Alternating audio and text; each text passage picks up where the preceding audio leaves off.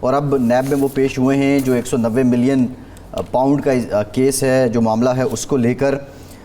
دونوں معاملات میں آپ کیا سمجھتے ہیں کہ اعظم خان صاحب جو ہیں وہ گواہ کے روپ میں ہی رہیں گے یا سائفر والے معاملے میں بالخصوص وہ شریک ملزم بھی آ سکتے ہیں؟ بسم اللہ الرحمن الرحیم. دیکھیے نا، اعظم خان صاحب جس مسٹیریس طریقے سے غائب ہوئے اور اس کے بعد وہ دوبارہ سے نظر آئے تو یہ خود بہت سارے شکوک و شبہات کو جنم دیتی ہے بات کہ ایک مہینہ ایک آدمی غائب رہتا ہے اور پھر وہ والنٹیئر اپنے آپ ہی آؤٹ آف بلو آ جاتا ہے کہ جی میری اسٹیٹمنٹ ریکارڈ کرو.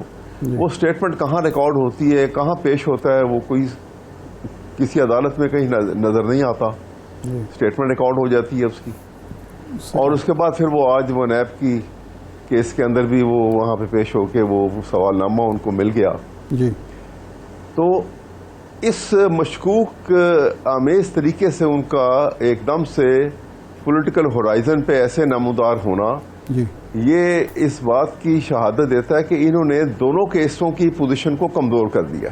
اچھا، ایک طرف وہ وعدہ معاف گواہ بن گئے سائفر کیس میں، وہ وعدہ معاف گواہ بنا دیے گئے ہیں. اور آپ کو پتہ ہے کہ جب 164 کی اسٹیٹمنٹ ریکارڈ ہو اور وہ ایکیوزڈ ہو اور وعدہ معاف گواہ اس کو بنا دیا جائے تو اس کی ویسے اہمیت ختم ہو جاتی ہے. And he is subject to very strong cross examination ایک طرف.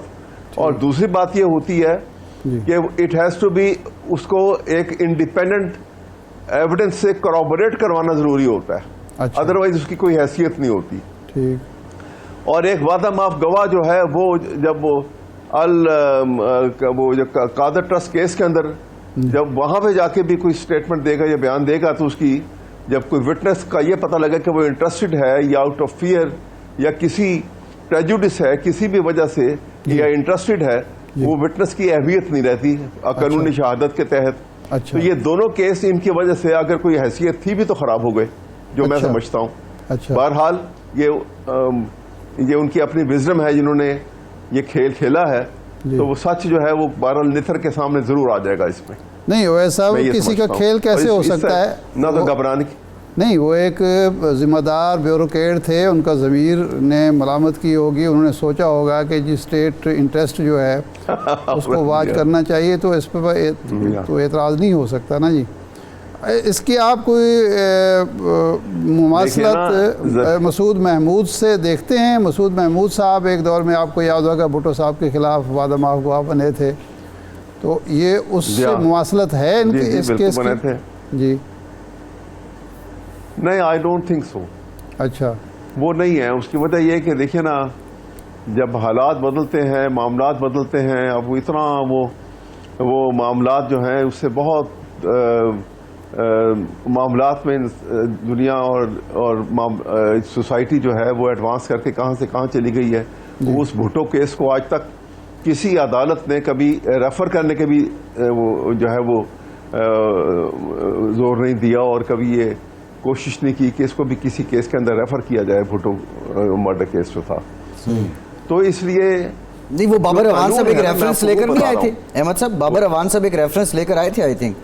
نہیں تو وہ ریفرنس تو آیا تھا اس کے کیس کے خلاف آیا تھا نا. وہ تو کہہ رہے ہیں کہ اس کو بطور نظیر پیش نہیں کیا جاتا. صحیح ہے، بالکل ٹھیک ہے، ٹھیک ہے، آپ جاری رکھیں. اچھا، آپ کچھ فرما رہے تھے، کہہ رہے تھے کچھ. میں یہ کہہ رہا تھا کہ یہ تو ایک ہے نا کہ ایک پرٹیکولر کیس میں اس کی کیا وہ جو ریفرنس انہوں نے بابر اوان صاحب نے بھی ایک ڈرامہ رچایا تھا کہ جی وہ ان کو اب بری کر دیا جائے، بھٹو کیس کو دوبارہ اس کا جو ہے ریوزٹ کیا جائے اس کیس کو، اور وہ بیچ میں چھوڑ کے چلے گئے. وہ ایک صورتحال اور ہے. میں یہ کہہ رہا ہوں کہ جو قانونی ریکوائرمنٹ ہے، قانونی شہادت جو ہے وہ اس کو آپ سامنے رکھیں گے اور اس کی اسٹیٹمنٹ کو سامنے رکھیں گے اور اس میں وعدہ معاف گواہ کی حیثیت اور اہمیت کیا ہوتی ہے. صحیح. آپ کے سامنے اسحاق ڈار کی مثال ہوگی. جی، اس کو بھی اپروور بنایا گیا تھا. ٹھیک. وہ بھی ایکیوز تھا، اس کی بھی 164 کی اسٹیٹمنٹ ریکارڈ ہوئی تھی. ٹھیک. لیکن آپ نے دیکھا کہ وہ قاضی فائزہ صاحب نے کیا کیا اس کیس کے ساتھ. اس لیے یہ اس طریقے سے. اور پھر یہاں تو ایک مسٹیریس ایکٹ ہے. ایک مہینہ ایک شخص غائب رہتا ہے. نہ فیملی کو ملتا ہے نہ کہیں نظر آتا ہے وہ کہاں رہا, اس کے اوپر کیا کیا گیا, کس سٹیج پہ آیا. جس وقت وہ اوپن کورٹ میں اس کے اوپر کراس ایگزامینیشن ہوگا, یہ ساری چیزیں نتھر کے اور کھل کے سامنے آ جائیں گی اسی وقت. لیکن احمد صاحب یہ سائفر کیس میں تو ابھی کیس بنا ہی نہیں نا, سائفر والے معاملے میں تو ابھی کیس بنا ہی نہیں ہے. جی بالکل, ابھی تو انکوائری انویسٹیگیشن ہونی ہے. میں اسی لیے کہہ رہا ہوں نا کہ یہ ایکیوز کیسے ہیں, یہ تو مطلب اعظم خان صاحب ایکیوز کیسے ہو گئے؟ وہ ایکیوز تو اس میں جو اگر وہ ایکیوز نہ ہوں گے تو ان کا وعدہ معاف کیوں بنایا گیا ہے؟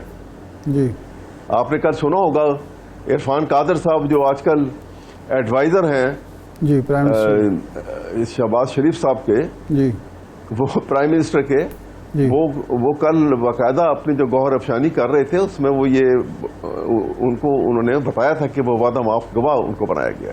ہاں جی ہاں وہ تو اس لیے میں آپ سے کہہ رہا ہوں کہ وہ جی جی تو جی اس وجہ سے میں آپ سے یہ بات کر رہا ہوں کہ یہ صورتحال جو ہے نا یہ صرف کیس کو اور خراب ہی کر دے گی اگر لے کر آئیں گے. اور اس کی دوسری بات لیجئے, جی آپ دیکھیں کہ انٹرنیشنل ڈائنامکس بدل گئے تھے. آپ اس طرف بھی دیکھیں گے نا, جب کسی کو آپ سزا یا جزا کی طرف جائیں گے, آپ اس کا جب اوپن کورٹ ٹرائل ہوگا article 10A of the constitution کے پیش نظر, تو پھر ساری باتیں سامنے آئیں گی. ٹھیک ہے. اس زمانے کے اندر جب یہ بات ہو رہی ہے, یہاں پہ یونیپولر ورلڈ سے دوبارہ سے ایک بائی پولر ورلڈ بن گئی ہے. دوبارہ سے جو ہے امریکہ کی جو سپر پاور کا امیج جو ہے وہ ختم ہو کے اب ایک اور گروپنگ ہو گئی. نیا فیز جو ہے وہ کولڈ وار کا شروع ہو گیا. جی اور ایسی صورت کے اندر یہ ہوا کہ اب جہاں پہلے پاکستان امریکن ہیجمنی میں تھا اور اس کا الائی تھا, اب انڈیا اور اسرائیل اس کے الائی ہیں. یہ بڑی خطرناک آلریڈی یہ موو یہ تو انڈیا کے مذموم مقاصد ہیں, پہلے دن سے مذموم عزائم ہیں اس کے. لیکن اب سوال یہ ہے کہ یہ سائفر پہلے تھے لیکن اب میٹیریلائز ہو رہے تھے. اب وہ آگے بڑھ رہا ہے, مزید بڑھ رہا ہے.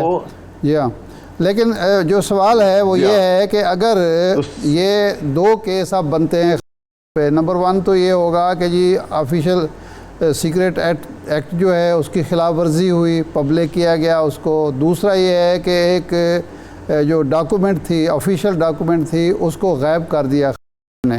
تو اب اس پہ سرکاری دستاویز تحویل میں رکھنا, اس کو غائب کر دینا, اور اس کے بعد آفیشیل سیکریٹ کو اس طرح پبلک کرنا, دونوں ان پر ہو رہی ہیں. وزیر قانون کہتے ہیں کہ 14 سال تک.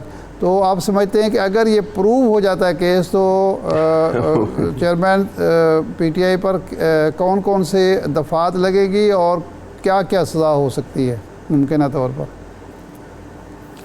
دیکھیں, وہ تو کوئی کیس آپ کسی پہ بنا دیں اور کہیں گے کہ اس میں فلاں سیکشن لگا ہوا ہے اور یہ پروو ہو گیا تو کتنی سزا ہوگی. اس میں لکھا ہوا ہے کتاب میں کہ یہ اگر یہ سیکشن لگ گیا ہے پینل کوڈ کا تو اس کے اوپر یہ سزا ہوگی. اگر وہ اٹیمپٹ ٹو مرڈر ہے تو اس میں سزا جو ہے وہ اتنے سال ہوگی. اگر مرڈر ہے تو اس میں عمر قید ہو سکتی ہے, پھانسی ہو سکتی ہے.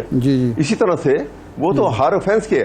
لیکن بات یہ ہے کہ جس وقت یہ کیس بن کے ٹرائل کے لیے رائپ ہو کے آئے گا, اس کی کیا کیفیت ہوگی اور کیا صورتحال ہوگی, دیکھنے والی بات تو وہ اس وقت ہوگی نا اس میں.